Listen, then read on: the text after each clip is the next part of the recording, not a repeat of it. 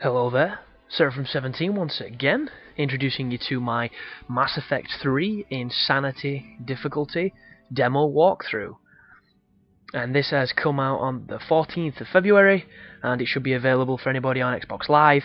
And I'm not too sure if it's available on the PlayStation Network, because Microsoft does tend to buy rights to this game. But I hope it is, because it's pretty fucking awesome, and it's made me stoked for the release date.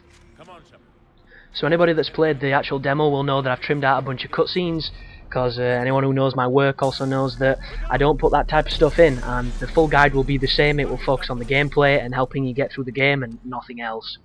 But at the start you actually get to choose how you want to play this game, because they've definitely changed a few presets to what you're used to. There is the shooter, there is the role player, and there is a bottom one that I can't remember what it is, but it's effectively going to change what happens during the game. So if you put it to role-playing, it will be like the Mass Effect you know and love, and that's the one that I selected. So the start section, you're just going to be running around with the pistol. It's a slight tutorial. It's going to be showing you how to do things, and you're going to have to kill some husks. It's nothing too difficult, so I'm just going to talk about a couple of the things that I noticed and little differences so far.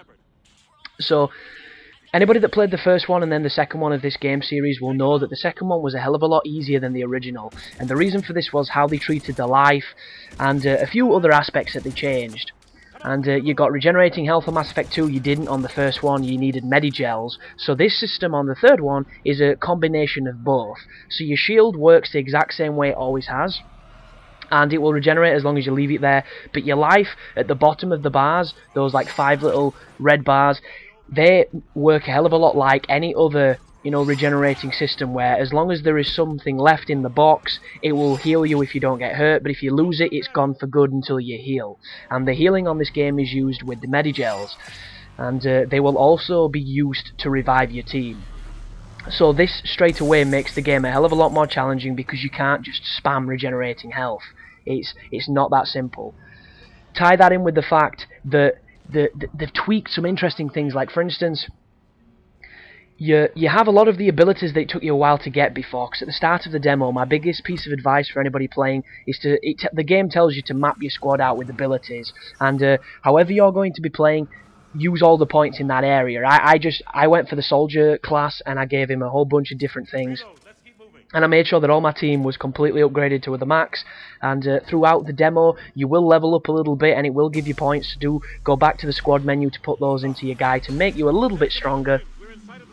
But as I was saying, the enemies are very damaging on this difficulty, and they can also hit you in cover, which is something new to the Mass Effect universe, and I'm not too sure that I like it, but frequently throughout the demo I found myself getting hurt while I was in cover from explosives, from a whole just being shot at. It's almost as if they can hit some part of your body, and I'm not too sure I like it, but it definitely is going to make the game a hell of a lot harder than I was anticipating. And they've also brought back grenades. So if anybody remembers Mass Effect 1, you could throw grenades at dudes. Well, you can do that on this if you spec that way, but you can also get grenades thrown at you. And I will say this much: if a grenade lands anywhere near you on Insanity, you need to fucking move. If you don't move, you're dead. I got killed about 2 times by grenades on this playthrough. They're really damaging, and the enemies are really accurate with them. And this is the first real encounter of the game. You're taking on the big husks, which are called cannibals, and the first thing I do is I slam on the incendiary function to give my bullets that added bit of kick and set the enemies on fire, and I start just picking these dudes out. And the game itself does feel pretty smooth, pretty streamlined, but I do have some criticisms of it. One of them is the new cover system. They seem to have tweaked it a little bit, and Shepard feels really sticky. It feels like sometimes when you're trying to dash from cover to cover, he'll get stuck on cover, or when you try and run, sometimes he'll go into cover, and it's little things that Gears of War have managed to iron out that this game doesn't quite have as smoothly.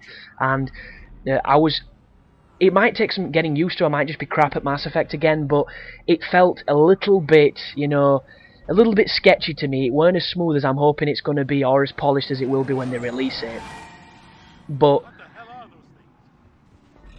And another thing that I noticed that I was really annoyed with was there seems to be a slight input delay that's kind of always existed on Mass Effect, but I completely forgot about it. And you'll probably know what I mean, where when you're up firing like I am just then shooting, and you let go of the left trigger, Shepard doesn't immediately go back into cover. It takes him like a second or a couple milliseconds to respond, and those precious moments of time that it takes him to go from being out of cover to in cover get me hurt a lot, especially on Insanity, because as you can see, these enemies are very accurate, they're very damaging, and they do like to rush you when they realise they've got an advantage, so you need to be careful of that as well. You do start with the adrenaline mode though that I'm using here, the little slow-mo, and if you spec to this, it'll definitely give you a big advantage in the firefights.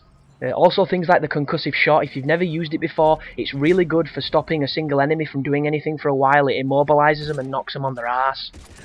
And one technique that works for me throughout this demo, especially on the second section when you're with a full team, is if you put some upgrade points into the recharge time on the abilities, you can spam them. Because you'll notice at the bottom of the screen you can see Anderson's pearly face, and to the left of him is his concussion shot. And for instance, if I aim down sights when I'm aiming at a dude and I press left on the D-pad, he will use that ability where I'm aiming. So because you know this, when you've got a full team, you've generally got two abilities you can pick. I can give them orders and they can do most of the fighting for me, for instance if I'm out of ammo, because ammo on this game is precious. And it can be a bit of a pain in the ass when you're in a firefight and you have to switch to the submachine gun, which has got ridiculous recoil because you're out of ammo with everything else. Never forget that your teammates do have abilities and they will help you, but if you let them and you push them forward into, you know, a death pit, they will die. And when you're on your own, this game is much more difficult. But this section here is just a little bit of a standoff, and all you have to do, I think, is shoot all the bullets out of your guns, and then once you do that, the Normand is going to save your ass.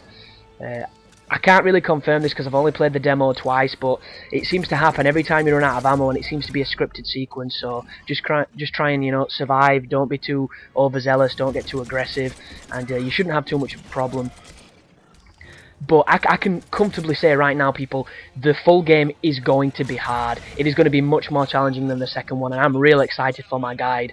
So if people are looking forward to it, it's going to be well worth it because it's going to be a challenge. I can just tell. But thanks for watching, people, and you take care now.